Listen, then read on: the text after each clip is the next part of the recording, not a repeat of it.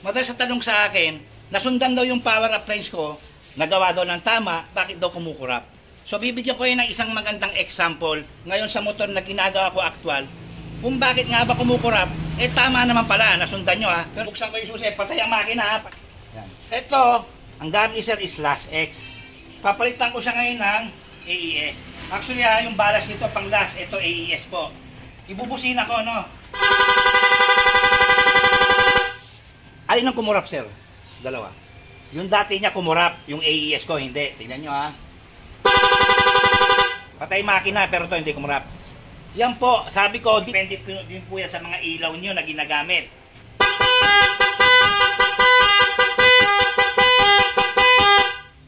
Kumukurap siya, no? Ito, hindi. Yan po yung madalas yung tinatanong.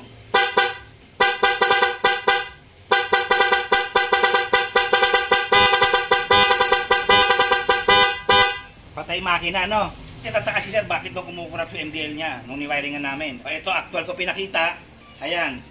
Last X yung balas, isang kinabit ko, bakit ito hindi kumurap? Pag ito kumukurap, iisa linya niyan. Ganun yun, kabekis. Yun yung isa sa mga reason kung bakit kumukurap kahit nasundan nyo ng tama. Nasa mga ilaw din yan.